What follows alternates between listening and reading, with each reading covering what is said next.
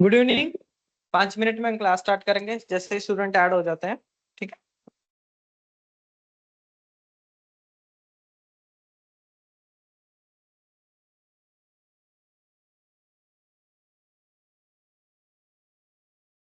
काय करायचं आता? चेंज म्हणजे आता काय चेंजेस करणार आहे? हं? थोडं साफसफाई व्यवस्थित मेंटेन नाही का असं, है ना? क्लिनिंग आहे बोलतो वरच्या वस्तू व्यवस्थित ठेवत नाही का असं. हा, हे ऑफिस आहे असं. तिकडे कुठं मग त्यांना दाखवा लागेल क्लासरूम बघा. इन्स्ट्रुमेंट वगैरे ठेवायचं काय करायचं? इन्स्ट्रुमेंट आणलेलंच नाही, विकतच घेतलेलं नाहीये. आता फक्त फाईल दाखवायची त्यांना आणि फिजिकली ते बघतील का काय कॉलेज एरिया आहे का एरिया आहे का तसं प्लान दाखवा आपण त्यांना. आहे ठीक आहे, कुठे क्लासरूम काही हा मग त्यांना इथंच बसायला लावायचंय आपल्याला. इथंच बसावं लागेल, इथंच फाईल वगैरे दाखवून देऊ त्यांना. सांगून देऊ मग काय त्यांना जे आहे ते आपण असे शिफ्ट करतो इथून नाही का. त्यांना असे आम्ही नाही येते म्हणा इथं ऑनलाईनच चालतं. बंदच तुम्ही थोडासा वेळ द्या सकाळी. सॉरी मी जरा जास्त हे करतोय. काय झालं माहिती का, आता हे स्टार्ट करण्यासाठी हे स्ट्रक्चर लागतंय. बाकी इथं काही येणार नाही, काही नसतं आमचं. त्याच्यामुळे मला काही नाही लक्षात. माझं काय मागच्या 15 दिवसापासून चालू आहे. 80 मुली होत्या. सगळ्या तिकडे कर्जतला दिलाय. तिकडे केलं. सगळं माझं मला माहिती होतं. मी एकटाच. बाकी सगळ्या मुली स्टाफ बस केलेल्या मुली नाशिकच्या मुली होत्या, पालघरच्या मुली होत्या, त्या मुली होत्या. पेपरला पेपर होती त्या 5 दिवस पेपर होते. रेसिडेंटचं कसं केलं त्याचं एवढं हा का? त्या दिवशी पण तिकडच होतं. तिकडे नेटवर्कचा एवढा प्रॉब्लेम आहे. नियर आपल्या कॉलेज आहे, कॉलेज आहे. नेटवर्क परत एक्झाम होतं असं सांगतो. डायरेक्ट मध्येच राहायचो.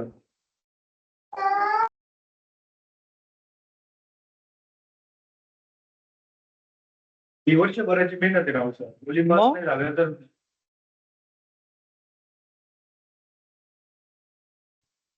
विकास सर आप स्टार्ट कर सकते हो. ठीक है,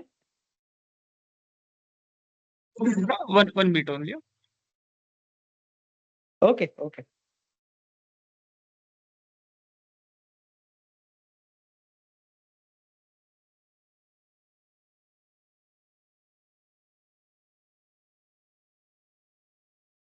क्या मेरा आवाज आप तक पहुंच रहा है सही से? यस सर, आ रहा है। Thank you. हाँ सर, पहुंच रहा है। या सॉरी फॉर इनकन्वीनियंस. अभी अपना इंस्पेक्शन वगैरह चाह रहा है ना, इसलिए ये सब दिक्कत है. ठीक है, RN ji please mic mute कीजिए. Okay sir. Good evening, everyone. Hello. Good evening. Good evening, Good everyone. sir. Good evening. Good evening. My name is Vikas. Actually, I'm here for today taking the class of the Factory Act 1948. So today we'll discuss just little bit of this brief introduction informations of our Factory Act by some of the presentations and as well as the PDF also. I think how many people are here? 1, 2, 3, 6 people are here. Total 45 people already connected here. Okay. So I think you all having some of the experience or the graduate from the engineering and maybe some of the person having core field also. Though those people working in the higher field as well as safety field already, and they are here for improving some knowledge as well as some additional diplomas. Okay. So can I start? Anyone can say as a yes or no?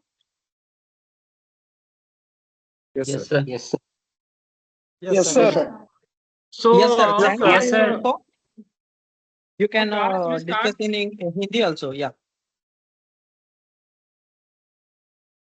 Yes, our class started right now, and it will goes for the 1 hour only. So which language will be preferable for you? Means English, Hindi, Gujarati, Marathi. I have 4 language in my brain, so you can choose anyone. Hindi sir Hindi Hindi sir Hindi Hindi sir Hindi Hindi sir sir Hindi sir Hindi Hindi Hindi Hindi Hindi Hindi sir Hindi English sir Okay, that will be better. Okay, so I'm sharing one presentation that is not that much good, but actually I just prepared for the short knowledge. Okay, so I'm starting sharing that.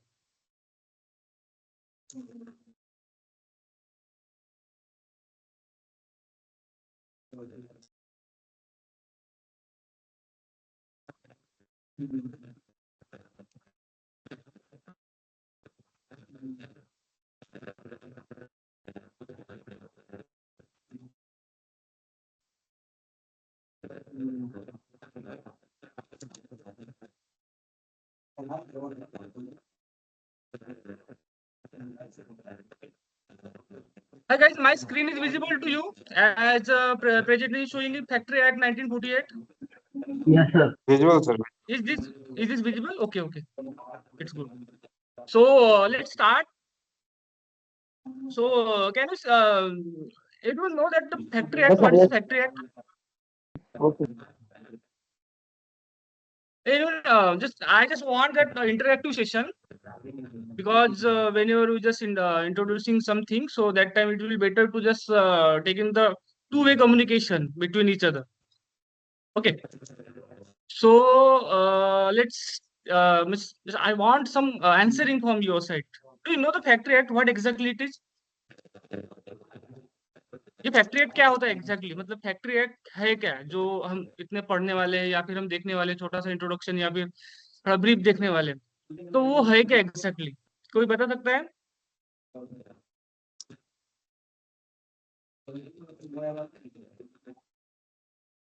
हाँ जी कोई बता सकता है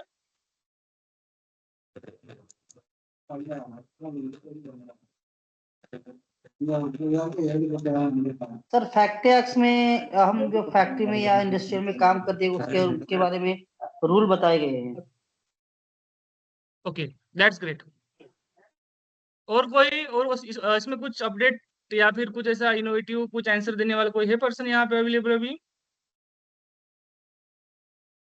sir government के द्वारा बनाया हुआ act है सर राइट एग्जैक्टली तो देखिए बाय द वे हमारे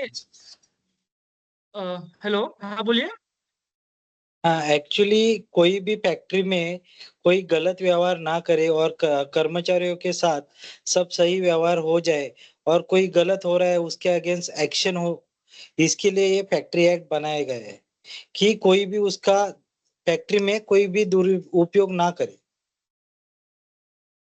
राइट एग्जैक्टली देखिए क्या हुआ था थोड़ा सा हिस्ट्री अगर देखिए इसके बारे में तो क्या हुआ था कि जब हमारे यहाँ पे ब्रिटिश सरकार थी ब्रिटिश गवर्नमेंट थी ओके तो उस टाइम पे ही हमारे यहाँ ये सब चल रहा था कि फैक्ट्रीज वगैरह इनोवेशन इंडस्ट्रियलाइजेशन और बहुत कुछ ऐसा इनोवेटिव आ रहा था उस टाइम फैक्ट्रीज वगैरह का लगना चालू हो गए थे ठीक है सो उसी टाइम पे क्या हुआ फिर कि फैक्ट्री का इतना बड़ा इनोवेशन हो गया कि वर्कर की डिमांड ज्यादा बढ़ गई है फिर उसके बाद बहुत सारे लोगों ने बहुत सारे फैक्ट्री वालों ने क्या कर दिया कि जो रूल्स और रेगुलेशन है अकॉर्डिंग टू फैक्ट्री कर दिया जैसे मेरी अगर कुछ मैन्युफैक्चरिंग फैक्ट्री है तो मैंने क्या किया कि मेरे यहाँ जो वर्कर काम करेगा मैं उसको सपोज 12 घंटे काम करवाऊंगा ओके एक दूसरा मैन्युफैक्चरिंग मेरे पैरेलल वाला वो बोलेगा कि मैं 13 घंटे काम कराऊंगा कोई 14 बोलेगा कि भाई मैं काम 12 घंटे कराऊंगा थोड़ा ओवर टाइम भी कराऊंगा और करना भी पड़ेगा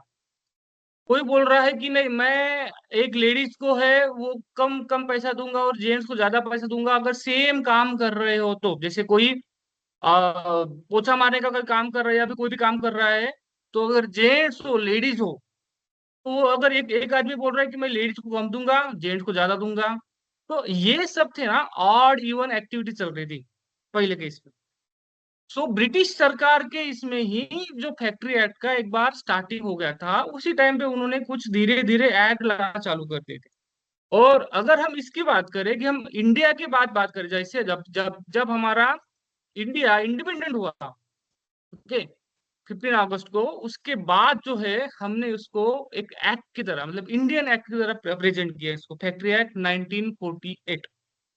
तो ये फैक्ट्री एक्ट किसके किसके लिए अप्लाई होता है, कोई बता सकता है मुझे किस किस के लिए अप्लाई होता है ये? कोई एक दो लोग बता पाएंगे प्लीज?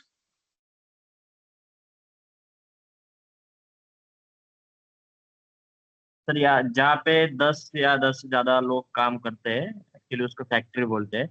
और जहाँ पे जिसे फैक्ट्री बोलते हैं वहीं पे फैक्ट्री एक्ट जो है लागू हो जाता है। Yes exactly. और कोई? एक से ज्यादा जो जगह पे वर्कर काम करते हैं उसे फैक्ट्री एक बोला जाता है, तो यहाँ पे वो लागू होता है। ओके, हम इसकी डेफिनेशन भी पढ़ेंगे आगे। अच्छा, कोई बताना चाहता है कि मैं चालू करूं? हाँ, जिधर इलेक्ट्रिसिटी यूज हो रहा है और उधर 1 से 10 मतलब 10 तक कर्मचारी और उसके ज्यादा काम कर रहे हैं तो उधर फैक्ट्री एक्ट लागू होता है। और जिधर इलेक्ट्रिसिटी नहीं है लेकिन 20 के ऊपर कर्मचारी काम कर रहे हो उधर फैक्ट्री एक्ट लागू होता है। साल में ऐसा भी कुछ होगा ना वहां पे कि एक साल में एक बार या 2 बार या कभी भी ऐसा ऐसा, वो भी उसमें लिखा है। चलो, बहुत अच्छा आंसर दिया आपने आपके हिसाब से। देखो सब लोग सुन लीजिए कि फैक्ट्री एक्ट, देखो हम आगे डेफिनेशन पढ़ने वाले उसकी। मैं अभी यही बोलना चाहता हूँ यहाँ पे कि फैक्ट्री जो एक्ट है वो हमारा ऑल ओवर इंडिया अप्लाई होता है। कहाँ पे होता है? All over India. ये बहुत ज्यादा ऑल जरूरी ओवर है। इंडिया। और देखिए, एक्ट एक्ट क्या बोलता है, जनरली एक्ट के बारे में बोला जाए तो एक्ट ये बोलता है कि आपको आपका हिसाब से रूल्स भी बनाने का वो इजाजत देता है। एक्ट का बोलता है कि आपको इसके ऊपर फोकस करना चाहिए। जैसे कि किसी को अगर मिनिमम वेज का या फिर मिनिमम आवर का अगर फैक्ट्री एक्ट बोलता है कि आपको इतना इतना आवर काम करना है या फिर इतना ज्यादा से ज्यादा इतना आवर करना है, उसके बाद ओवर टाइम चालू हो जाएगा। तो फैक्ट्री एक्ट धीरे से एक ये बात बोल देता है कि ये स्टेट के हिसाब से आप रूल्स भी बना सकते हो उसके ऊपर। जैसे कि महाराष्ट्र हो गया, गुजरात हो गया, या फिर आपका राजस्थान हो गया, एमपी हो गया, तो उनके पास राइट्स है कि वो फैक्ट्री एक्ट के क्लॉज के हिसाब से वो रूल्स बना के थोड़ा सा ऊपर नीचे या फिर उसको एक डिस्क्राइब करके बता सके सब। समझ में आ रहा है आपको रूल्स और एक्ट का डिफरेंस? एक्ट जो है वो all okay over sir. India के लिए कॉन्स्टिट्यूशन से ही बनता है। एक्ट में अगर कुछ चेंजेस होते हैं तो वो कॉन्स्टिट्यूशन से ही चेंज होते हैं, बट जो रूल्स बनते हैं 1963 का रूल पढ़ा है किसी ने या फिर सुना है महाराष्ट्र एक्ट का, महाराष्ट्र रूल्स? तो जी वो जी। जो रूल्स है उसका रेफरेंस रहता है फैक्ट्री एक्ट 1948। मतलब आपका फैक्ट्री एक्ट का रेफरेंस लेके स्टेट गवर्नमेंट है उसके रूल्स बनाएंगे। हो सकते हैं एक गाइडलाइन हो, उसके गाइडलाइन के अंडर वो 10 रूल बना के आपको प्रेजेंट करे कि इतना ही होना चाहिए, वो उतना ही होना चाहिए, वो उतना नहीं होना चाहिए, उतना होगा तो ऐसा होगा वैसा होगा। तो वो उनके पास राइट्स दिए। तो this factory act given the rights to the all the states to make the rules over that act according to that. Okay, clear? आगे बढ़े। Yes sir. तो देखिए, थोड़ा सा इंट्रोडक्शन में ऐसा है कि 1 जनवरी, सो ये जो हमारा एक्ट है वो 1 अप्रैल अप्रैल सर। 1949 को, यस 1 अप्रैल 1949 को वहां पे अपने यहाँ मतलब इम्प्लीमेंट हुआ कि चलो उन्होंने बोल दिया कि भाई आपको अभी 1 अप्रैल से ये एक अप्रैल मतलब क्या होता है अपना फाइनेंशियल ईयर, और 1 जनवरी क्या होता है?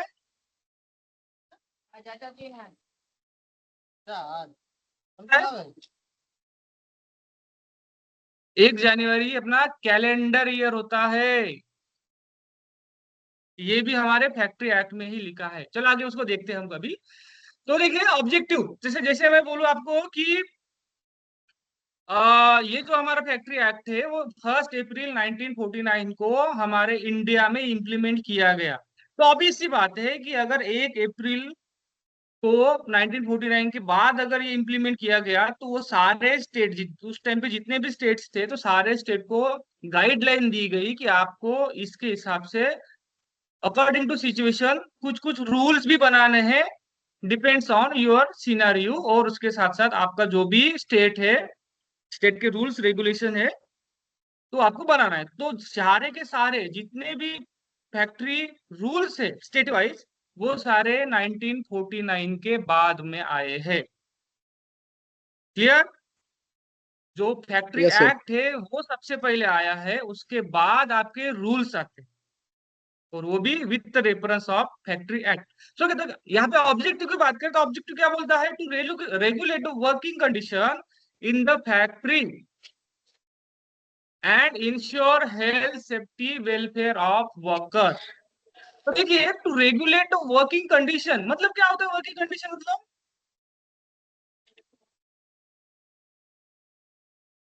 वर्किंग कंडीशन रेगुलेट मतलब क्या होता है कि आप किस कंडीशन में वर्क कर रहे हो, उसका रेगुलेशन। रेगुलेशन मतलब कम ज्यादा बढ़ाना या कम फिर ज्यादा। कितने पे रखना है, उसको बोलते हैं रेगुलेट। तो वो उसने रेगुलेटर वहां पे फिक्स करके दे दिया है हमारे फैक्ट्री एक्ट में, और थोड़ा सा फैक्ट्री रूल के साथ भी। कि आपको अगर बोला जाए कि आप कोई भी फैक्ट्री में काम कर रहे हो, इतने बाय इतने स्क्वायर फीट का आपका रूम है, तो आपको इतना इतना लाइट वहां पे प्रेजेंट होना चाहिए, इतना लक्स का। क्लियर? अगर आप किसी फैक्ट्री में काम कर रहे हो, आपके पास लेथ मशीन चल रही है, लेथ मशीन का सपोज मान लीजिए 85 dB आपका साउंड आ रहा है वहां पे, एक पर्टिकुलर डिस्टेंस से, तो वो फैक्ट्री एक्ट बोलता है आपको कि इतना होना चाहिए, 90 होना चाहिए, 85 होना चाहिए, या फिर आपको उसके बाद अगर ज्यादा है तो आपको कौन सी पीपीज पहनना चाहिए और कितने आवर के लिए है वहां पे आप काम कर सकते हो। तो इसको बोलते हैं रेगुलेशंस। तो फैक्ट्री एक्ट ने हमको रेगुलेशंस दिए वर्किंग कंडीशन के। वो सब किसके लिए है? फैक्ट्री ओनर के लिए है कि वर्कर के लिए है? वर्कर के लिए सर। यस। ये जो है वो लेबर एक्ट में आता है, तो ये सारा का सारा एक्ट जो है वो सारा लेबर के लिए है, ताकि मीनिंग वर्कर। लेबर बहुत हम्म। वर्कर एक्चुअली वर्कर के लिए है। जो वर्कर है उसको मतलब रेगुलेट कर सके। सेफली, हेल्थली और वेलफेयरली वहां पे काम कर हम्म। सके। हम्म। ठीक है? हेल्थली, देखो हेल्थ मतलब क्या होता है? अच्छा, अभी हेल्थ सेफ्टी और स्वास्थ्य। वेलफेयर, इसमें डिफरेंस समझ में आप आपको समझाते हैं।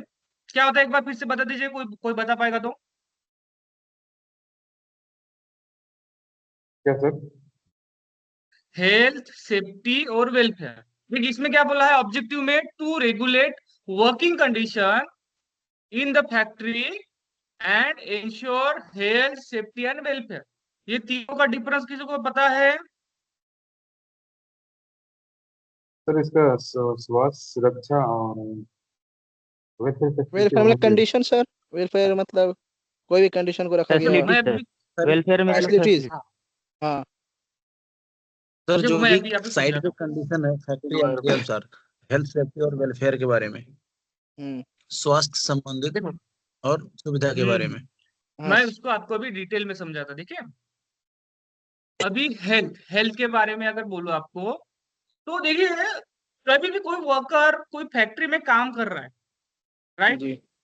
अगर उसकी वर्किंग कंडीशन ऐसी हो जिसमें आपका छोटे छोटे पार्टिकल हो, सॉलिड पार्टिकल हो, आपको आप लंग्स के थ्रू आप उसको इनहेल करो, तो आप हेल्दी हो, तो उसका लॉन्ग टर्म नहीं। इफेक्ट पड़ेगा आपको। नहीं sir, no sir. Yes sir, effect पड़ेगा सर। इफेक्ट आएगा। नहीं नहीं, कौन बोला?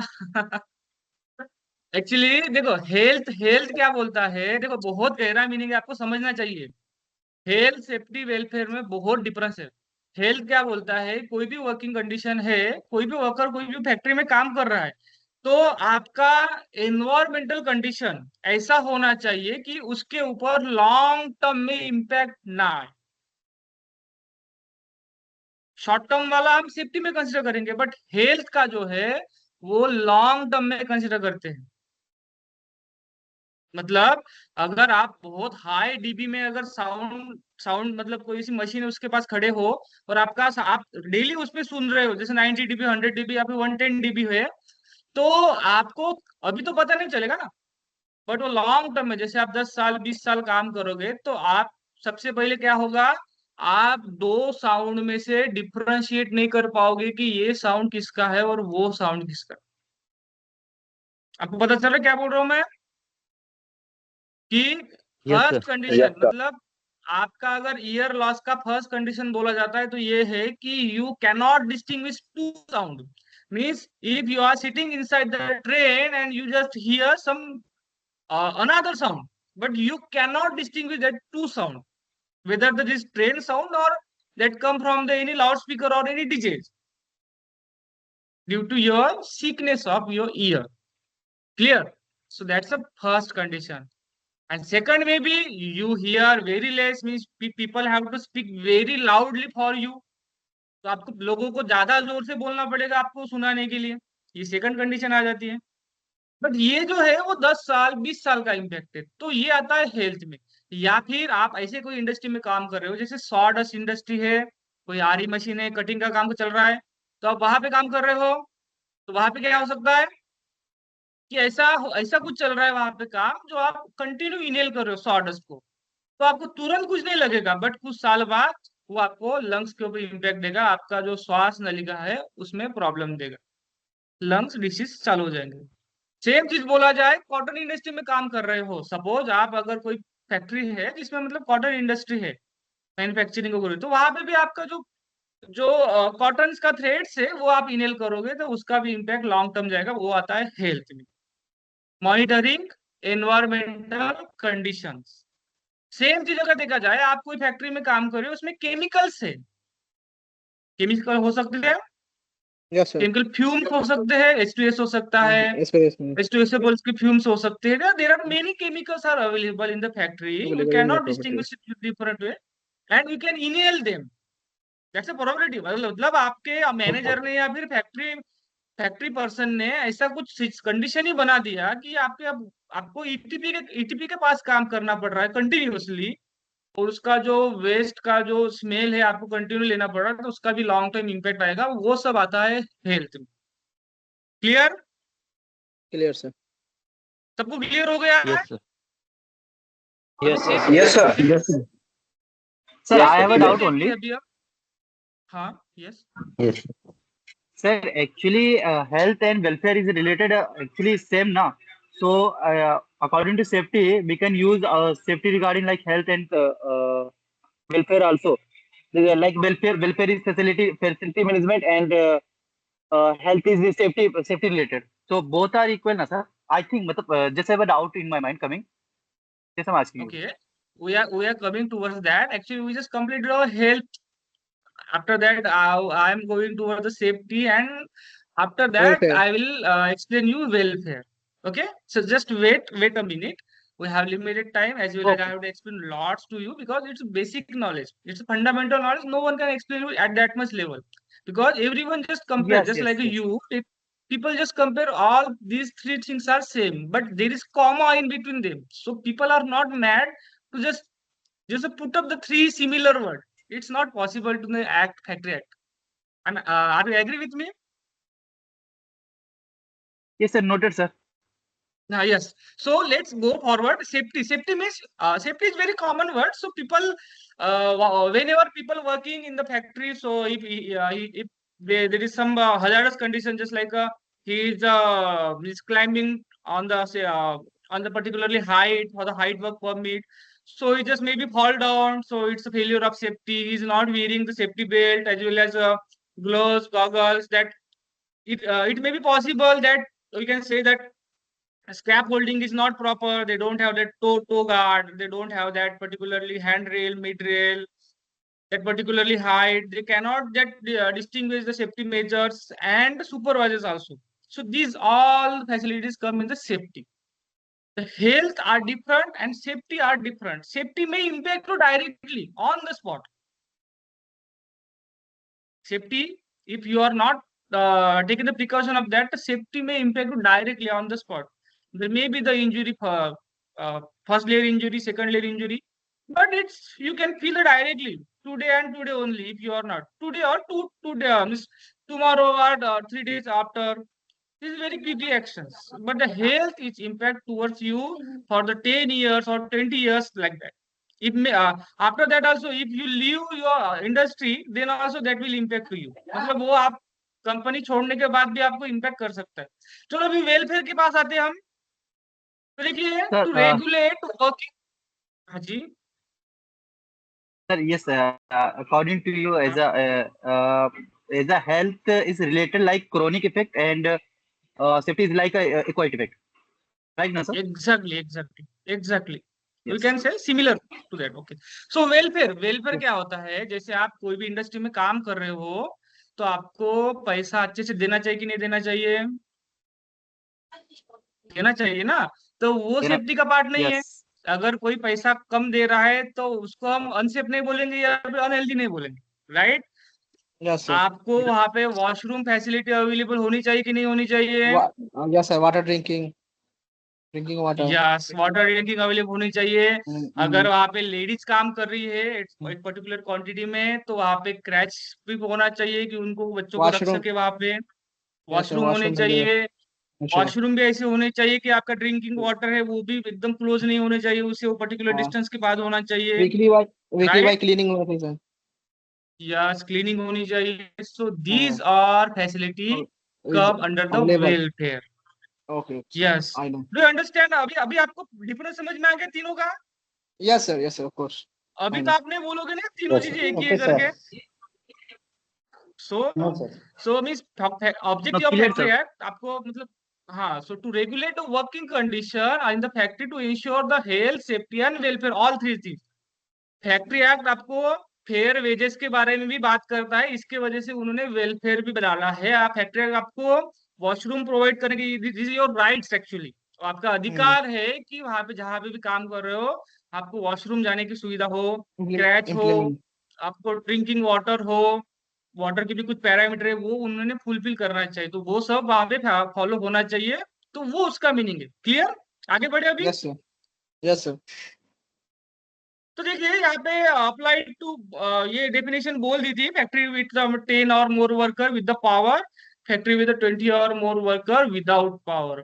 पावर और विदाउट पावर क्या है अभी कौन बता पाएगा? अभी कोई जल्दी से बता दीजिए प्लीज।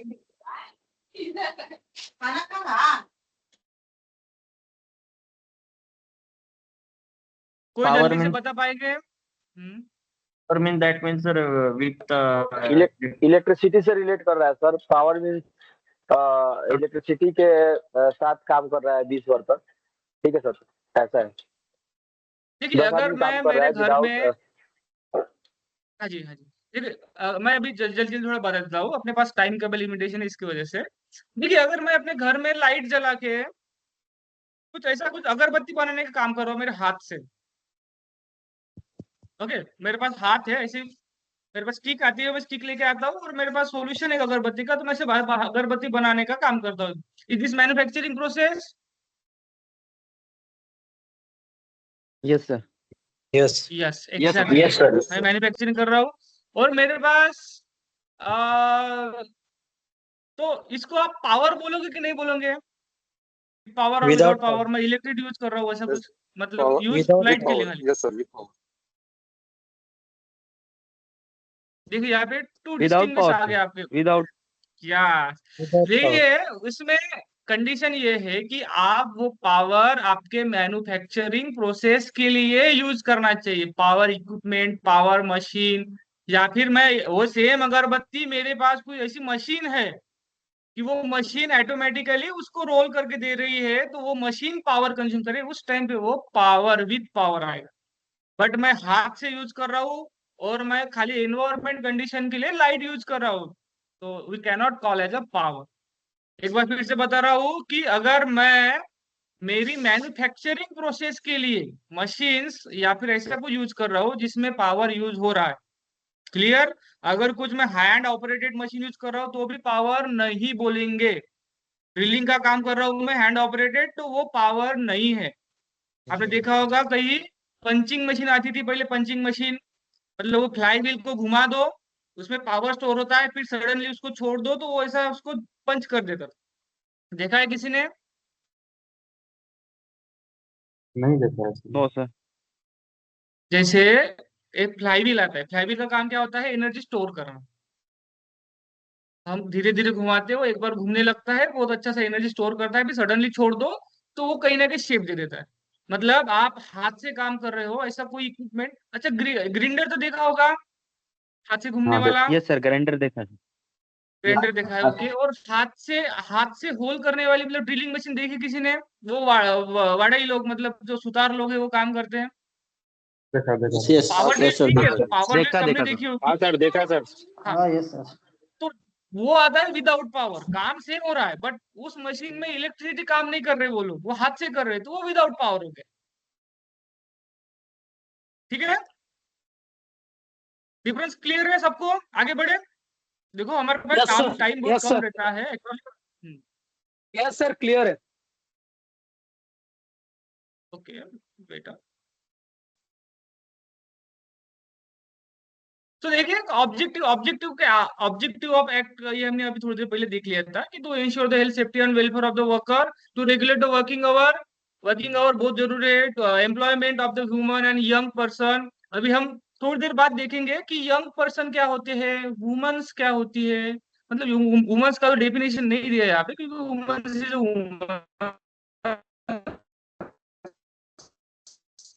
यंग सबकी डेफिनेशन भी देखिए, ठीक है। तो देखिए कुछ इंपॉर्टेंट डेफिनेशंस है, जो देखिए क्वेश्चंस आपके जो आते हैं वो कभी कभी उसमें आपको सेक्शन के बारे में पूछता है कि ये जो सिचुएशन दी तो वो कौन से सेक्शन में दी है, ऐसा भी आपको कभी कभी क्वेश्चन पूछता है। जैसे अभी फैक्ट्री की डेफिनेशंस है तो सेक्शन 2 में दी है, ठीक है, तो सेक्शन 2 के एम पॉइंट के अंदर, सेक्शन 2 में A B C D E F G H I J K L, ऐसे ऐसे बहुत लंबी लिस्ट है, एम एन ओ पी भी आगे भी चला जाता है। मतलब इसके अंदर सारी की सारी डेफिनेशंस कवर होती है। देखिए आप देख रहे हो कि जो डेफिनेशंस है वो सारी की सारी सेक्शन 2 के अंडर आती है, सेक्शन 2 सेक्शन 2 सेक्शन 2 सेक्शन 2। फिर उसमें जो सब पॉइंट है, सेक्शन 2 एम में फैक्ट्री की आती है, वर्कर की बोला जाए तो सेक्शन 2 आई में आती है। अभी मैन्युफैक्चरिंग प्रोसेस क्या है तो सेक्शन 2 के अंदर आती है। ऑक्युपायर कौन है तो वो सेक्शन 2 एन के अंदर आती है। जैसे एडल्ट कौन है, चाइल्ड कौन है, अडल्सन कौन है, तो सेक्शन 2 ए के अंदर, 2 सी के अंदर, 2 बी के अंदर आती है। अभी फैक्ट्री की डेफिनेशन, फैक्ट्री क्या है, फैक्ट्री तो means premise include the preset thereof. देखिए अभी इसमें क्या है, where on 10 or more worker are working or were working on any day of the preceding 12 month, मतलब 12 महीने के पहले। अगर मैं बोलूं कि मैं दिसंबर में देख रहा हूँ, बट मेरे यहाँ जनवरी में ऑलरेडी काम करके गया था, या फेब में गया था, या फिर मार्च में गया था, या फिर कोई भी साल के कोई भी एक दो दिन ऐसे काम करके चला गए थे 10 वर्कर या फिर 10 से ज्यादा, तो वो भी उसके अंदर आ जाएगा। ऐसा नहीं कि भाई अभी अभी मेरे पास काम कर रहे कि नहीं कर रहे। एक बार फिर से सुनो एक बार, वेयर ऑन 10 और more worker are working okay, और where working on any day of the preceding 12 मंथ, प्रीसीडिंग मतलब पुराने 12 महीने के अंदर ऐसा कुछ मतलब 3 वर्कर से ज्यादा काम किए, okay. And any part of which manufacturing process is being carried, और आपके यहाँ मैन्युफैक्चरिंग भी होना चाहिए। ऐसा नहीं कि वर्कर कुछ भी काम कर रहे, मैन्युफैक्चरिंग भी होना चाहिए। अभी मैन्युफैक्चरिंग क्या है उसकी भी डेफिनेशन है आगे, देखो यहाँ पे डिफाइन सब कुछ किया है। तो be carried with the aid of power, अगर ये सब है 10 और मोर वर्कर है विद एड ऑफ पावर, तो उसको बोलेंगे हम फैक्टरी। क्लियर? Yes sir. 10 लोग है, क्लियर सर। 10 लोग है, साल में कोई भी अगर साल में अगर टोटल काउंट करे, साल में कोई भी दिन अगर कोई 10 वर्कर, देखो रेगुलर मेरे यहाँ 2 आदमी काम कर रहे हैं, देखो सिंपल एग्जांपल देता हूँ, रेगुलर मेरे 2 आदमी काम कर रहे हैं, बट ऐसा हुआ कि मैंने कुछ कुछ दिन पहले या कुछ महीने पहले मैंने 12 आदमी को अपॉइंट किया था, और मेरे यहाँ वो मतलब पावर भी चलता है, मतलब पावर मशीन है सारे। तो मैं अभी बोल रहा हूँ कि मेरे यहाँ 2 ही आदमी काम करे, बट मेरे यहाँ उस दिन 10 आदमी काम करके चले गए थे, तो मैं फैक्ट्री के अंदर आता हूँ। मैं ऐसे बोल नहीं सकता कि मैं अभी फैक्ट्री में नहीं हूँ, उस दिन था, but actually you are in the factory act. So आपको फैक्ट्री एक्ट के सारे रूल्स और रेगुलेशंस फॉलो करने पड़ेंगे अगर आपकी मैन्युफैक्चरिंग प्रोसेस है तो। क्लियर? आगे बढ़े। Yes sir, yes sir. Yes sir, yes sir. Definition clear हो गई, कंसेप्ट हाँ कंसेप्ट सर। एकदम क्लियर होना चाहिए, कुछ भी डाउट नहीं होना चाहिए आपको। अगर 10 आदमी है, अगर 10 आदमी कभी भी काम किए मेरे, या अभी अभी अगर मेरे पास एक ही आदमी काम कर रहा है और वो कोई ना कोई मैन्युफैक्चरिंग सर प्रोसेस आई कर हैव अ रहा है। डाउट। हाँ बोलिए।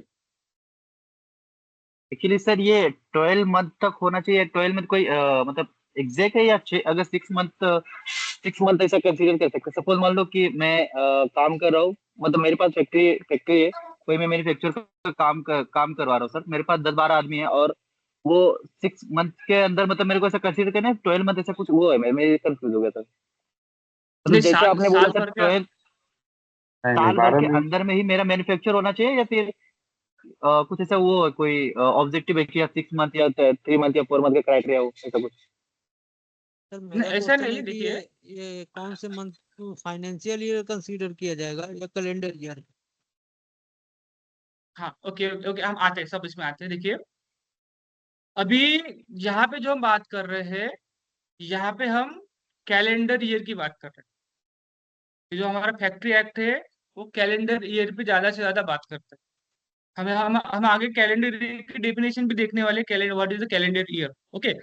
सो जो आपका डाउट था, जो आपके पहले का डाउट था, उसका उनका डाउट था कि उनका, आई थिंक मुझे लगता है कि उनका एक कंसेप्ट ऐसा है कि एक कुछ मशीन है, मशीन के ऊपर काम करे कुछ मैन्युफैक्चरिंग के लिए। तो उसमें अगर अगर 10 आदमी पहले कर रहे हैं, तो उसका उनका ये कहना है कि भाई आपका ये जो मशीन है कितने महीने के अंदर कंप्लीट होना चाहिए, मैन्युफैक्चरिंग कंप्लीशन मीन्स। अगर आई थिंक वो एक मशीन के रिस्पेक्ट में बात कर रहे हैं। एम आई राइट? जिसका भी डाउट था वो प्लीज रिप्लाई करिए। Yes yes, clear sir. हाँ, तो मैं ये बोलना चाहता हूँ कि यहाँ पे हम एक मशीन की बात नहीं कर रहे हैं। एक मशीन हो या फिर आपके, आप रोज आपके थाउजेंड्स ऑफ द पार्ट अगर बन रहे हैं तो भी नो मैटर, वो आपका कुछ फिटिंग का भी काम हो या फिर ऐसा कुछ मैन्युफैक्चरिंग हो या फिर मॉडिफिकेशन भी हो, वो भी इसमें इसी के अंडर आ जाते हैं। तो आपका वो भी प्रोसेस फैक्ट्री के अंदर आ जाएगा, अगर साल भर के अंदर कुछ भी ऐसा मॉडिफिकेशन हो रहा है। देखिए आगे की डेफिनेशन देखते हैं हम, तो सेम है डेफिनेशन। नेक्स्ट वाली क्या बोलती है कि अगर 20 और मोर वर्कर, वो भी सेम बोलते हैं प्रीसीडिंग 12 मंथ। अगर आपके 20 से ज्यादा अगर वर्कर है और वो मैन्युफैक्चरिंग का काम कर रहे हैं आपके यहाँ पे, और वो 12 महीने। अगर आपके लास्ट 12 मंथ के अंदर अगर उन्होंने काम कर दिया, और अभी अभी मान लीजिए 10 वर्कर काम कर रहे हो विदाउट पावर, विदाउट पावर आपका सब कुछ हैंडमेड हैंडमेड चलता है, आप सब कुछ हैंडमेड से, कुम्हार का भी काम चलता है, मे बी कुम्हार आप हो, तो भी वो कहीं ना कहीं आपका मैन्युफैक्चरिंग प्रोसेस में ही आएगा। क्लियर? आगे क्लियर बढ़ते सर। हैं। देखिए अभी यहाँ पे कुछ डेफिनेशन है, बहुत अच्छी अच्छी डेफिनेशन है। क्या एडल्ट क्या है? एडल्ट सबको पता होना चाहिए, एडल्ट एडल्ट क्या है, तो सर 1800 के क्लियर ऊपर। लिखा है यहाँ एडल्ट पे। मीन्स कोई भी, adult means who is above of 18 years. Yes, देखिए, means a person who has completed is 18th year of age. 18 year complete हो गया है, वो भी एडल्ट में आता है, और 18 प्लस वो भी एडल्ट में आता है। क्लियर? देखो, एक डेफिनेशन में तो दो मीनिंग यस। आता है। अगर पूछा है कि एक पर्सन का आज ही उसका 18 साल पूरा हुआ है, तो वो 18 में आता है, और 18 प्लस है वो भी एडल्ट में आता है। क्लियर? आगे बढ़ते देखो, देखो, एडोलसेंट है। Adolescent means a person 15 who years, has a complete age 15। कितना? 15 year 15 of age, years but of age of but हाँ, but is not completed. not complete is 18th year. Means 15 साल से लेके 18 18 साल साल तक नहीं। के बीच में। देखो डेफिनेशन कितना आपको घुमाता है, 18 साल तक नहीं, 18 साल से पहले। पहले 18 साल तक, 18 साल अगर बोलेंगे तो 18 साल में तो वो एडल्ट बन जाएगा, adult, yes sir. है ना? तो 18 साल से पहले हो सकता है उसका 17 साल, 16 300 साल समथिंग। पैंसठ ना होते हुए 364 दिन उसके कंप्लीट 64 हो दिन। गए हो। हम्म। Yes, exactly. या फिर 64 और 59, मतलब हो गए 33 घंटे हो गए, ऐसा कुछ भी हो सकता है। आपको बताने के लिए बता रहे कि एडल्सन उसी को बोलेंगे बोलेंगे कि उसका 15 कंप्लीट हो गया है, 18 कंप्लीट नहीं हुआ। नहीं हुआ। हाँ नहीं हुआ, ये 18 कंप्लीट हुआ ऐसा मत बोलिए कहीं भी। नहीं डेफिनेशन पे सर, अगर कोई लिखना है 15 कंप्लीट हुआ कंप्लीट हुआ, ऐसा 18 नहीं कंप्लीट नहीं लिखना हुआ। है। यस, क्लियर, आगे बढ़ते। चाइल्ड, चाइल्ड क्या है? चाइल्ड मतलब 14 ईयर्स इसका।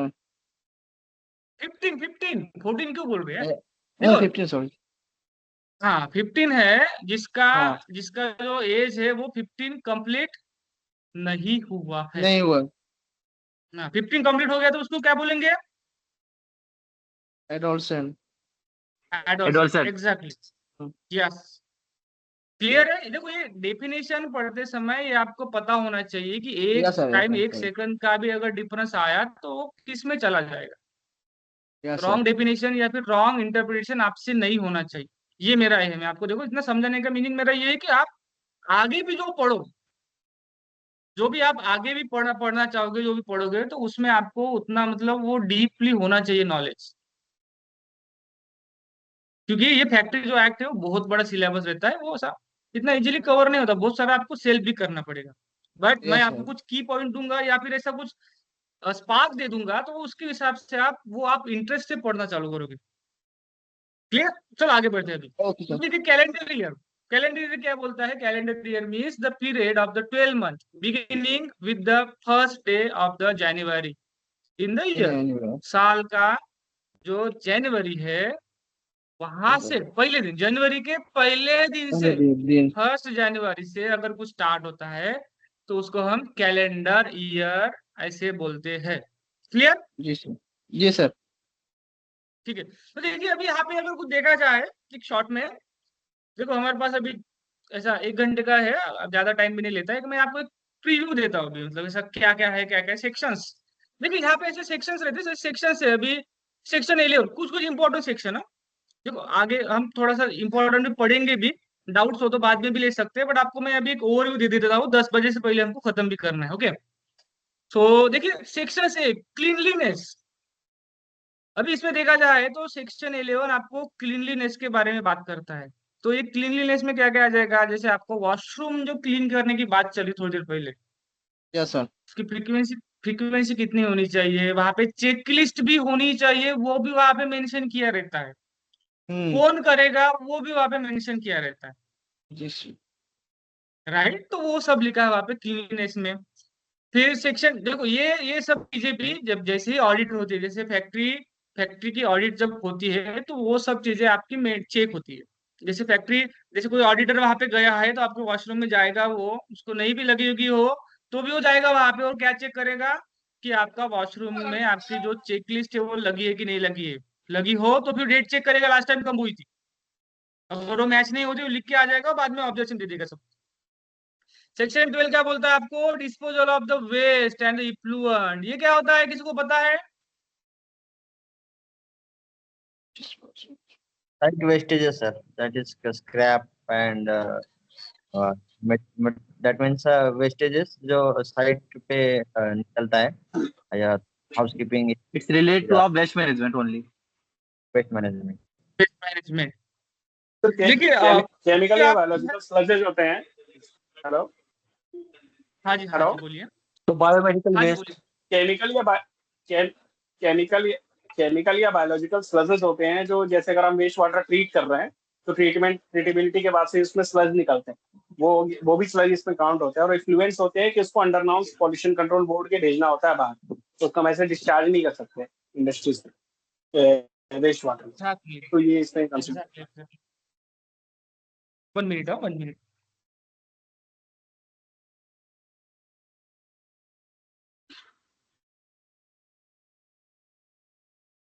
सो यू एब्सोल्युटली राइट। एक्चुअली जब भी हम बात करते हैं disposal of waste and effluent की, तो उसमें क्या होता है कि आपका जो भी वेस्ट, अगर कुछ भी ऐसा मटेरियल हो जो आपका काम का नहीं, मतलब आपका प्रोडक्ट नहीं कहलाएगा, वो आपका प्रोडक्ट नहीं कहलाएगा तो वो आपका वेस्ट हो जाएगा। बट इट डजंट मीन्स कि वो सबका वेस्ट है। कभी कभी क्या होता है कि आपका जो वेस्ट है वो किसी और ऑर्गेनाइजेशन का रॉ मटेरियल बन जाता है। पता है आपको ये बात? Yes, sir. Yes, Recycle sir. भी mean. Yes, sir. Yes exactly. So देखिए बहुत सारे केमिकल प्लांट में क्या होता है, जैसे उनका देखो इफ्लुएंट तो वेस्ट है एक्चुअली 100%। अगर हम बोला जाए तो जैसे बहुत सारे कॉलम्स लगाए होते हैं जिसमें मतलब इथेनॉल मिथेनॉल से वॉशिंग वगैरह होते हैं, सॉल्वेंट्स होते हैं बहुत सारे। तो वो जैसे मैं यस सर फार्मा इंडस्ट्री की बात करूँ तो वहां पे बैच लग गई, उन्होंने ट्यूलिन अगर यूज कर दिया और भी वेस्ट चला गया, ठीक है, तो वो जैसे जैसे ही वो वेस्ट चला गया तो वो उसका वेस्ट हो गया।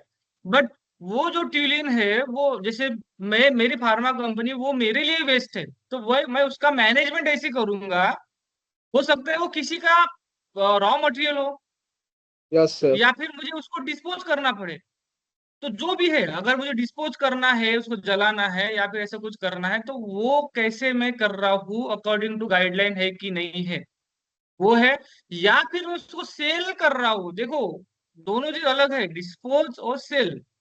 अगर मैं उसको सेल भी कर रहा हूँ जो कि थर्ड पार्टी है जो मेरे से मेरा वेस्ट ले रही है, बट उसका वो रॉ मटेरियल है, तो उसका भी रिकॉर्ड हमको रखना पड़ता है कि वो जो है वो मेरा वेस्ट एज अ थ्रो नहीं कर रहा है। नहीं तो कभी कभी क्या होता है कि मैं मेरा वेस्ट डिस्पोज करने की प्रोसेस लॉन्ग होने की वजह से मैं किसी को बेच दिया ऐसा बोल देता हूँ, बहुत सस्ते में बेच दिया। जितना पैसा मुझे वेस्ट करने में ज्यादा, अगर 100 रुपये लगते थे तो मैं 10 रुपए में बेच दिया ऐसा बोल दूंगा, तो मेरा टोटल 90 रुपीज का सेविंग हो जाएगा।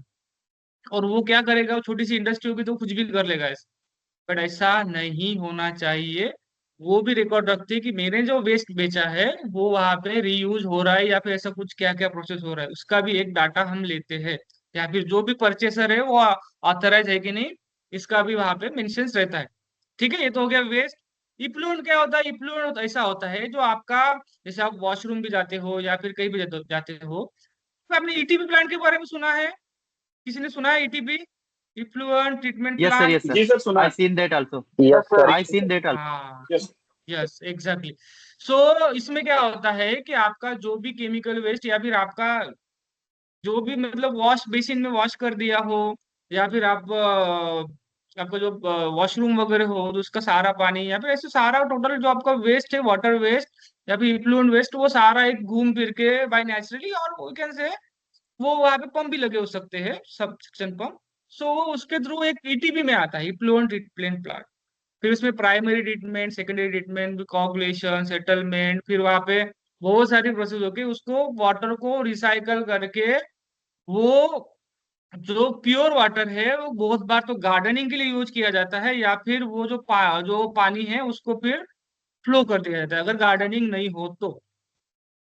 हो गया अच्छा management.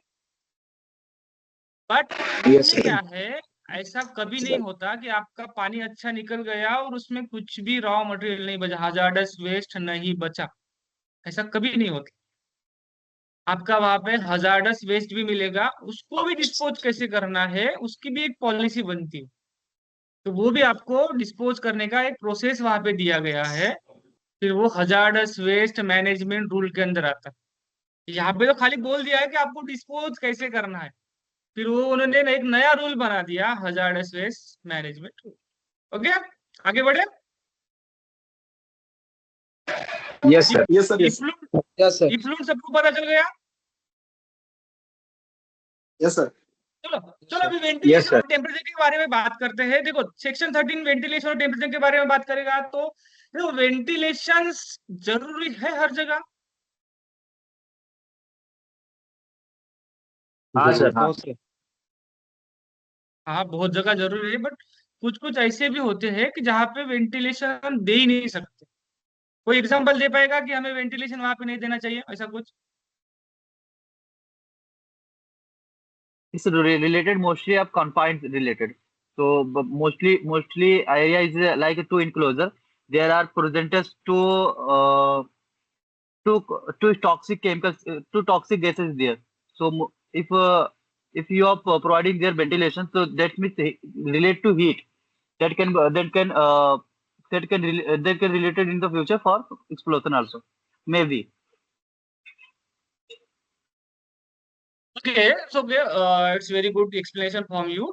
Actually we never provide the ventilation in which process, जैसे हम अगर कोई टॉक्सिन्स को यूज करके फार्मास्यूटिकल में बैच बना रहे हैं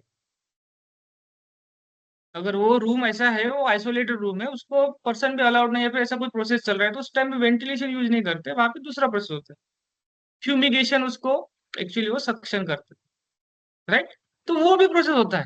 मोस्ट ऑफ द एरिया में आपको वेंटिलेशन तो देना ही, आपका जो एरिया का हो वो हवा बाहर निकलना ही चाहिए, ताकि आपको फ्रेश एयर मिल सके, ये इसका एम होता है।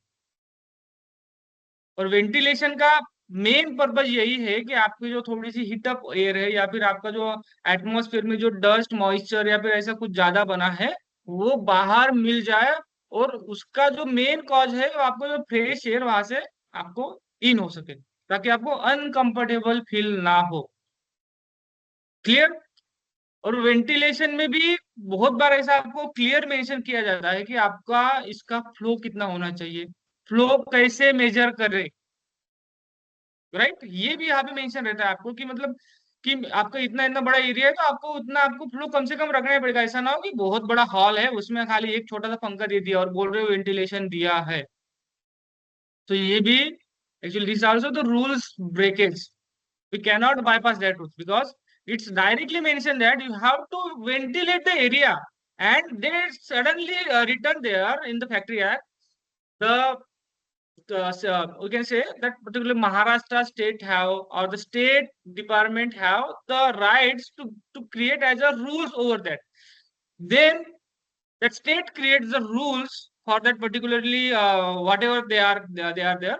So they just written that to ventilate at that amount, मतलब इसका आपका हवा बाहर निकलना ही चाहिए, अगर इतना बड़ा एरिया हो, इतना वॉल्यूम का एरिया हो तो।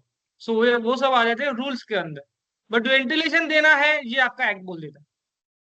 अभी टेम्परेचर की बात करें तो टेम्परेचर में भी ऐसा ही है कि आपका कंफर्ट टेम्परेचर कितना रखना चाहिए, ना ज्यादा गर्म ना ज्यादा ठंडा। ह्यूमिडिटी भी कितनी होनी चाहिए अकॉर्डिंग टू, वो भी एक रहता है, वो भी हमारा सेक्शन 15 में बात करते हैं। अभी टेम्परेचर की बात करें तो प्रोसेस के हिसाब से आपको टेम्परेचर भी मेंटेन करना पड़ता है। ज्यादा अगर कोई एरिया में टेम्परेचर हो, मान लीजिए कि कुछ कुछ ऐसे एरिया है जैसे चंद्रपुर साइड में या फिर नागपुर साइड में भी है, जो महाराष्ट्र के मतलब नॉर्दर्न नॉर्दर्न पार्ट में आते हैं वो, तो उसमें समर में टेम्परेचर 48 49 50 के आसपास चला जाता है।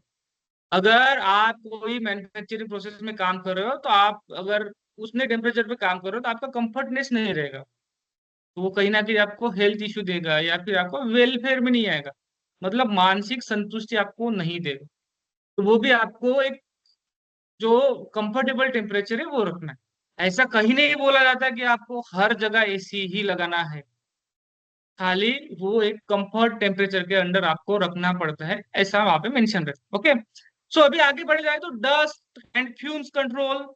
डस्ट कंट्रोल भी देखा जाता है कि आपको डस्ट, सेक्शन 14 बोलता है आपका कि डस्ट और जो फ्यूम्स है वो भी आपको कंट्रोल करना है। ऐसा ना हो कि आपको कोई मैन्युफैक्चरिंग प्रोसेस है उसमें आप फ्यूम्स इतने इनहेल कर रहे हो कि आप खुद बीमार पड़ जाए, आपके लंग्स बीमार पड़ जाए। फ्यूम्स किस किस चीज के हो सकते हैं, H2SO4, सल्फ्यूरिक एसिड हो गया, ऐसे बहुत सारे एसिडिक वर्क होते हैं, बेसिक वर्क भी होते हैं, उसके फ्यूम्स आप डायरेक्टली इनहेल कर रहे हो। जैसे आप यहाँ पे काम कर रहे हो तो इनहेल करके डायरेक्टली आप उसको अंदर लो, तो उसको भी आपको अवॉइड करना। क्लियर। सेम चीज डस्ट में भी आती है। सर एक क्वेश्चन था। हाँ जी। सर जैसे अगर हम स्क्रबर वगैरह यूज करते हैं, तो स्क्रबर यूज करते हैं फ्यूम्स के लिए, तो अगर उसको चेक करने के लिए आएंगे स्क्रबर के पैरामीटर्स एंड हाइट वगैरह जो भी अगर आते हैं गवर्नमेंट से, तो ये सेक्शन 13 के वेंटिलेशन वाले में आएगा या फिर सेक्शन 14 के अंदर आएगा? 14 फ्यूम्स कंट्रोल के आएगा। वेंटिलेशन वो पूरा अलग ही पार्ट है। वेंटिलेशन का पर्पज ये है कि आपके वहां पे फ्रेश एयर इन हो। देखो, बाहर एयर निकालना ये एम मान लेते हो, सेकेंडरी एम है, बट आपकी फ्रेश एयर आपको मिले ये आपका है। But dust and fumes control, देखा आपको कोई, अगर आप कोई केमिकल लैब में काम कर रहे हो, रिसर्च एंड डेवलपमेंट में काम कर रहे हो, तो वहां पे स्क्रबर लगाना भी कंपलसरी है। वो भी आपको प्रोसेस में ऐसा है कि आपको वहां पे पेपर रख के, या फिर आपके पास फ्लो भी चेक करना पड़ता है कि आपका उतना फ्लो जा रहा है कि नहीं जा रहा है। ग्लास भी बंद होना चाहिए और टेम्पर्ड ग्लास भी होना चाहिए, ये भी वहां पे कंडीशन है कि आपके जो ग्लास है वो जो स्क्रबर रहेगा तो वो भी टेम्पर्ड ग्लास होनी चाहिए। मतलब देखिए कि इतने डीप में उन्होंने एक्सप्लेन किया है वहां। तो ये सब आता है फ्यूम्स कंट्रोल। फ्यूम्स कंट्रोल के बाद कहाँ छोड़ना है वो फ्यूम्स, वो भी उसका है, उसका मैनेजमेंट कैसे करना है। फिर उसका जो वहां से वाटर वॉश होगा तो फिर वो वाटर कहाँ जाएगा। तो ये सब चीजें भी वहां पे डस्ट एंड फ्यूम्स कंट्रोल का वो सेक्शन 14 के अंदर डिस्कस किया जाता है। ओके, अभी सेक्शन 15 के बारे में बात करें तो आर्टिफिशियल ह्यूमिडिफिकेशन। अगर कहीं पे ऐसा एनवायरनमेंट हो कि जहाँ पे बहुत कम ह्यूमिडिटी हो, तो एकदम ड्राईनेस फील हो, जैसे आप कश्मीर में चले गए, आपके होठ फट रहे या फिर ऐसा कुछ फट रहे, सब कुछ ऐसा हो रहा है कि वहां पे मान लीजिए 10-20-30% ह्यूमिडिटी हो खाली, तो उस ऐसे एनवायरनमेंट में भी आप सर्वाइव या फिर आप कंफर्ट फील नहीं करोगे। तो वहां पे आर्टिफिशियली आपको ह्यूमिडिफाइड भी करना पड़ेगा एरिया, थोड़ा सा गर्म, मतलब स्टीम भी आपको इंजेक्ट करना पड़ सकता है आपके एरिया, इसको बोलते हैं ह्यूमिडिफिकेशन। या फिर ऐसा कुछ एरिया यहाँ पे बहुत ज्यादा ह्यूमिडिटी हो, बॉम्बे हो गया, राइट, या फिर ऐसा केरला हाँ पार्ट जनाब। जो भी, मतलब जो वेस्टर्न जो घाट है, तो उस साइड में ह्यूमिडिटी बहुत ज्यादा होगी, तो मे बी ऐसी कुछ प्रोसेस हो कि वहां पे कहीं ना कहीं आपको डिह्यूमिडिफिकेशन करना पड़ेगा। तो एसी एसी क्या काम करती है हमारी, अच्छा तो कूलिंग का काम करती है, कूलिंग। कूलिंग, उसके साथ साथ वो डिह्यूमिडिफिकेशन भी करता है। जो आपका पानी निकलता है कि नहीं निकलता एसी के जी साथ, सर। तो उसको यस क्या सर, यस बोलेंगे, यस। वो जो आपके एटमॉस्फेयर में जो भी एयर के साथ जो वाटर था, ह्यूमिडिटी थी, उसने ओके कंडेंस ओके। करके पानी के साथ आपको जमा करके दे दी, मतलब एटमॉस्फेयर का पानी कम हुआ, इसी को बोलते हैं डिह्यूमिडिफिकेशन। अगर मेरे ओके एटमॉस्फेयर में पानी कम है, अगर मुझे डालना है, तो मैं क्या करूंगा कि मेरे पास स्टीम रहेगी, मतलब वाटर वेपर, वो मैं इंजेक्ट कर दूंगा रूम के अंदर, तो वो वहां पे वाटर एडिक्शन, उसको उसको बोलेंगे ह्यूमिडिफिकेशन। क्लियर। चलिए। Yes sir. ओवर क्राउडिंग, अभी देखिए ओवर क्राउडिंग क्या होता है, जल्दी से कोई बता पाएगा, ओवर क्राउडिंग। जहाँ ये से बाहर जगह वाली कम, जगह सर। असहनीय शोर सर। असहनीय, ओवर आवाज क्राउडिंग से। क्या होता है, हाँ? At the लिमिट less से place ज्यादा at sir. the less place room at the less place of room to issue the more manpower as compared to place. Exactly कि ऐसा ना हो जाए कि आपके 10 बाय 10 की रूम हो, वहां पे 50 आदमी ठोक दिया जाए आपको, बोल दिया जाए कि यहीं पे काम करना पड़े। देखो ओवर क्राउडिंग के रिगार्डिंग जो अपनी एनबीसी है वो बहुत स्ट्रिक्ट है। एनबीसी वहां पे बहुत क्लियरली मेंशन किया है कि आप अगर ऑफिस बिल्डिंग में काम कर रहे हो, सपोज कंप्यूटर वाला काम है, तो वहां पे आप कितने पीपल रख सकते हो पर स्क्वायर फीट, मतलब एक पर्सन अगर काम कर रहा है तो उसमें कितना स्क्वायर फीट का उसका एक पर्सन का जगह होना चाहिए। फिर उसको मल्टीप्लाई करके आप 1000 से करो, 1000 पर्सन काम कर रहे हो तो 1000 से मल्टीप्लाई कर लो, तो उतना आपका स्क्वायर फीट मिनिमम एरिया होना चाहिए। या फिर फैक्ट्री में काम कर रहे हो तो कितने होने चाहिए, जनरली फैक्ट्री का जो रेशियो है वो ज्यादा होता है, मतलब फैक्ट्री का एरिया ज्यादा होना चाहिए, आदमी कम होने चाहिए कंपेयर टू अदर्स। अदर्स में मतलब अगर कोई सॉफ्टवेयर की इंडस्ट्री है उसके साथ अगर कंपेयर किया जाए, क्यों, क्योंकि उसको भागने को जगह होनी चाहिए, और ये हाई हजार्ड इंडस्ट्री या फिर मीडियम हजार्ड इंडस्ट्री के अंदर आ जाता है।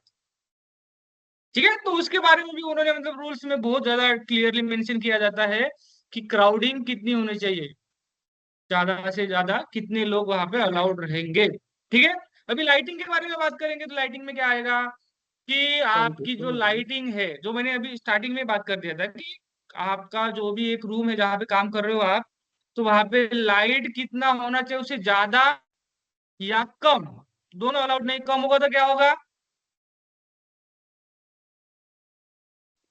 Less विजिबिलिटी नहीं रहेंगे visibility. तो एक्सीडेंटेड के चांसेस रहेंगे।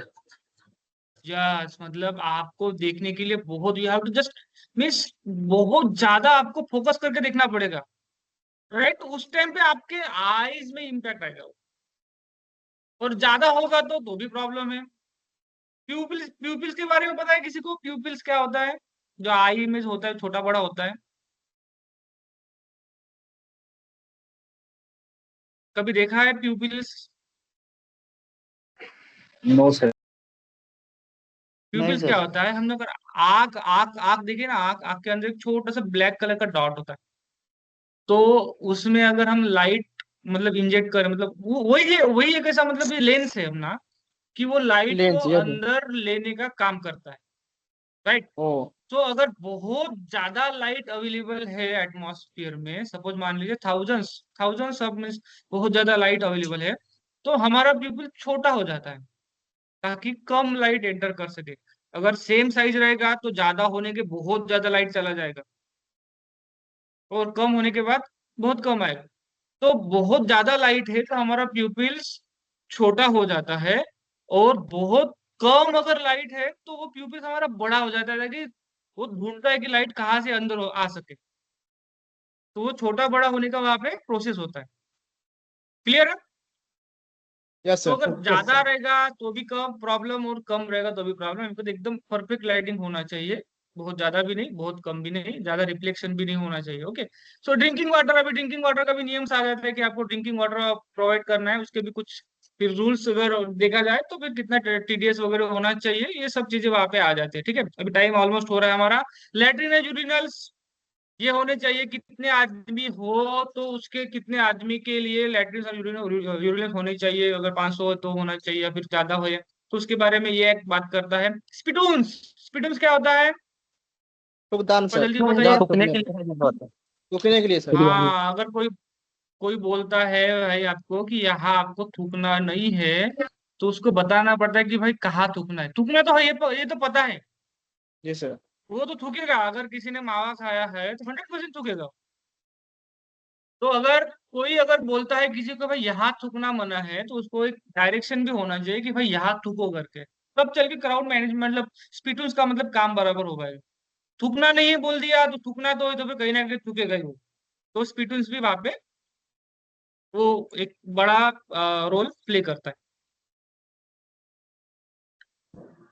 तो देखिए अभी मतलब फेंसिंग ऑफ मशीन ये बहुत इंपॉर्टेंट टॉपिक है, बहुत बार आपको एग्जाम में इसमें किसके बारे में बहुत क्वेश्चनिंग आएगा। फेंसिंग ऑफ मशीन क्या करना है, कैसे करना है, कितना डिस्टेंस पे रखना है, जाली कितना बड़ा होना चाहिए। फेंस अच्छा, फेंसिंग ऑफ मशीन क्या होता है? देखो, और 5 मिनट और खींचेंगे, 5 मिनट बस, ज्यादा ज्यादा नहीं खींचेंगे अभी। बाकी का बाद में नेक्स्ट सेशन में मशीन वो गार्डिंग डिस्कस सर, करेंगे। हाँ? Machine Fencing a guarding sir. machine is like a cordon of the area regarding the machine. Yes, actually, whenever something movable part or rotating part are in the machines, that time we have to face that machine. Is guard should be there to protect machine or us. To us. Sir Yes, we are here to talk about our safety as well as all things about us. So हमारी safety के लिए हमारा हाथ गलती से ना चला जाए, या फिर हम इंटेंशनली भी ट्राई करना चाहे तो ना जाना जाए, चला जाए, ऐसा भी रहता है। बट इंटेंशनल डालने का चाहो तो वो चला जाएगा, ऐसा कुछ है नहीं। बट वो गलती से कुछ ना हो जाए, या फिर बाय मिस्टेक भी ना होने का हो, मतलब गाइड भी होते हैं। जैसे जिक्स एंड फिक्सर के बारे में सुना होगा कभी, अगर मैन्युफैक्चरिंग प्रोसेस हो गया यहाँ पे, तो जिक्स और फिक्सर का भी काम रहता है कि गलती से भी अगर हो तो ऐसा पता चल जाए। जैसे किसी ने देखा है कि टो बोर्ड का क्या काम होता है?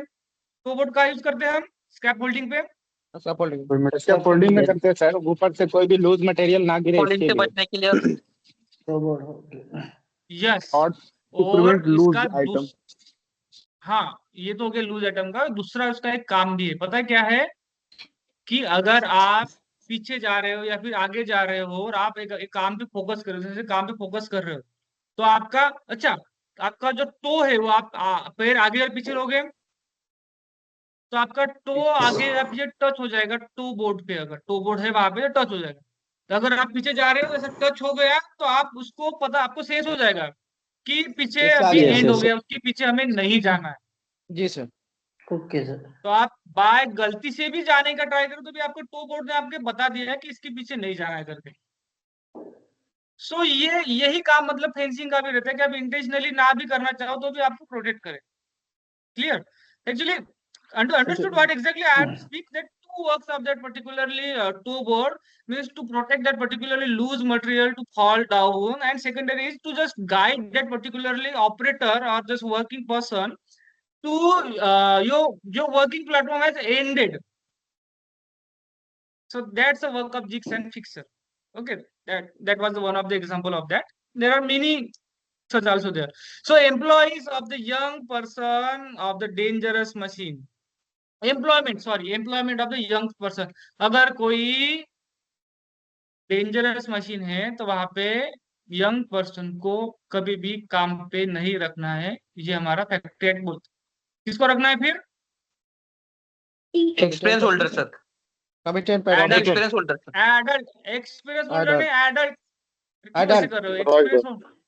एक्सपीरियंस होल्डर का कोई मेंशन ही नहीं किया था आपने। चलो, एडल्ट को, यंग को नहीं रखना है, ठीक है? ठीक है। Striking gears end devices of the cutting of the power, देखो ये सब आ जाते हैं। फिर इसमें क्या क्या होना चाहिए, क्या क्या देखना है। जैसे मान लीजिए कि आपका कटिंग ऑफ पावर है, सो आप अगर कोई सा ग्रिंडर यूज कर रहे हो तो ग्रिंडर में अगर देखा जाए तो ग्रिंडिंग का एक आरपीएम होता है और एक टूल का आरपीएम होता है। काम किया है किसी ने कटिंग Yes, वटिंग sir. में?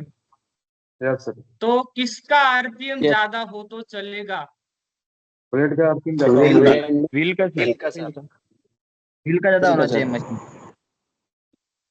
कौन बोला व्हील का? व्हील का सर। अरे भाई देखो, वो आरपीएम जो वो कैपेसिटी दर्शाता है, क्या दिखाता है? Capacity, okay. कैपेसिटी। तो एक्चुअली उसमें क्या होता है कि अगर मैं बोलूं कि मेरा व्हील जो है वो 1000 आरपीएम से घूम सकता है, ओके, और मेरी मशीन जो है 2000 से घूम सकती है, और मैं 2000 के मशीन में अगर 1000 वाला आरपीएम का लगा दूं, तो वो जो ब्लेड है वो टूटेगा कि रहेगा व्हील? वो टूटेगा सर। टूट जाएगा सर, ब्लेड टूटेगा सर। क्या क्या सोच के आप बोल रहे हो कि वो उसका मतलब आपको मशीन का आरपीएम ज्यादा होना चाहिए?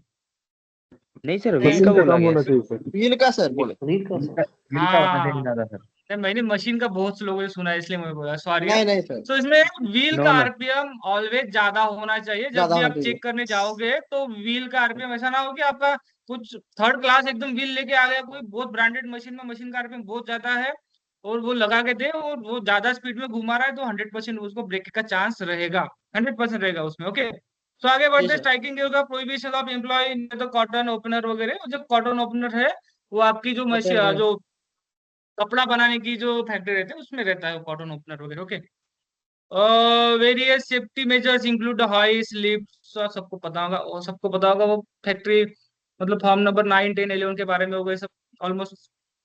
प्रेशर प्लांट है, प्रेशर प्लांट का भी बहुत अच्छा डेफिनेशन है। एक्सप्लोजिव सब्सटेंस है, प्रिकॉशन है। देखो टाइम टाइम का भी लिमिटेशन है, मैं थोड़ा सा फास्ट जाके अभी 2 मिनट में कवर अप कर दूंगा। आई थिंक किसी ने यस के पर्सन ने हैंड रेज किया है, पर देखते हैं अभी थोड़ा सा। इनकेस ऑफ फायर वगैरह देखें,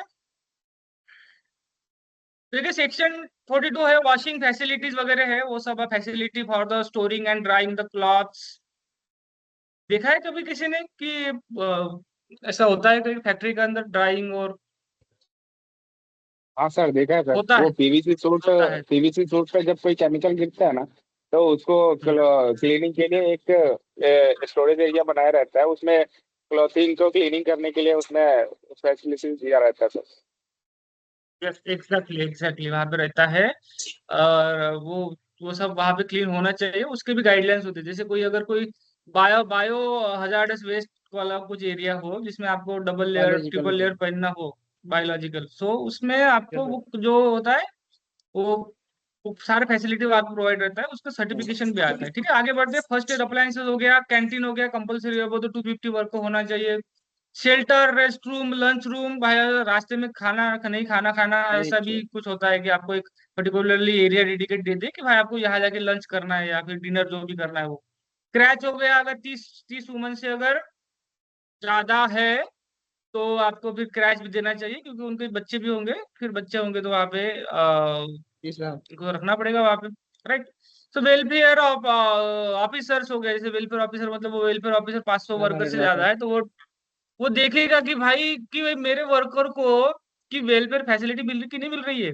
जो वेलफेयर फैसिलिटी कौन सी थी जो हमने स्टार्टिंग में बात की थी बहुत डिटेल में, वो तो ऐसे देखिए जो मैक्सिमम हो गया 48 आवर का, 48 आवर का पर वीक में वहां पे हमारा काम होना चाहिए। वीकली हॉलीडे भी होना चाहिए, एक आध दिन जो भी हो, हॉलीडे कोई भी हो सकता है, Saturday Sunday Monday Tuesday. Daily hour not more than night, ये भी, पर अभी थोड़ा महाराष्ट्र गवर्नमेंट आगे पीछे चल रहा है, वो उसके ऊपर कुछ बोल नहीं सकता अभी, पता है ना सबको। हाँ ये डेली अपडेट भी होना चाहिए आदमी। रेस्ट इंटरवल ये सब हो गया, स्प्लिट अप। तो over time wages twice ordinary rate. देखो ये ओवर टाइम अगर आप 100 रुपये पर आवर के हिसाब से काम करो रेगुलर तो 200 रुपये देना पड़ेगा भाई आपको ओवर टाइम के टाइम। ठीक है, और कोई जबरदस्ती नहीं कर सकता आपको ओवर टाइम करने के लिए। Okay,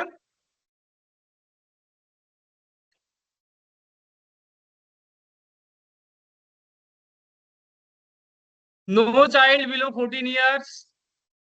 okay, certification of fitness for the adolescent वगैरह वर्किंग और फॉर द चिल्ड्रंस। तो एक्चुअली अलाउड ही नहीं, एक्चुअली अभी तो सब बंद हो गया। No night shift for the childrens, childrens तो काम करने के लिए अलाउड ही नहीं है ऐसा। तो देखिए अभी ऑलमोस्ट हमने देख लिया है, बाकी का जो भी है वो हम नेक्स्ट जब भी हमारे होगा तो उसमें थोड़ा डिटेल में हम डिस्कस करेंगे, और थोड़ा सा चाहेंगे कि आपको जो कंसेप्ट है वो पूरा क्लियर हो जाए उसके बारे में, ताकि कंफ्यूजन ना रहे, ताकि आपका इंटरेस्ट है उसमें बढ़ जाए।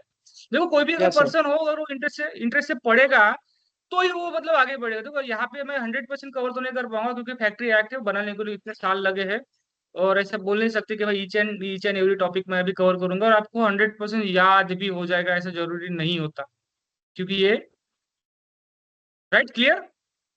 Yes sir. तो ओके सर। तो अभी ऐसा है कि ऑलमोस्ट हो गया हमारा, तो बहुत टाइम भी हो गया, मैंने आपको 10 मिनट ज्यादा भी कंज्यूम कर लिया। तो मैं अभी डिक्लेयर करता हूँ यहाँ पे हम हमारी मीटिंग अभी एंड अप कर देते हैं। नेक्स्ट अभी देखते हैं जब भी हमारा क्लास होगा उस टाइम पे हम देखते हैं, तो थोड़ा डिटेल में देखने का ट्राई करेंगे, थोड़ा प्रैक्टिकली भी थोड़ा ट्राई करेंगे। यस, थोड़ा जल्दी करिए। सर सॉरी इंटरप्ट कर रहा हूँ आपको, प्रतीक बात कर रहा हूँ मैं। हाँ प्रतीक सर, सर, सॉरी तो सर, प्लीज। कल भी क्लास रखेंगे, सैटरडे संडे रहते हैं, तो आप बताइए। ठीक है, ठीक है। ओके स्टूडेंट मैं आपको ओके सर। इंस्ट्रक्शन दे दूंगा। Yes sir. ठीक है, ओके, चलो bye bye bye bye. Yes sir, timing का देखेंगे। ठीक है, ठीक है। Okay okay.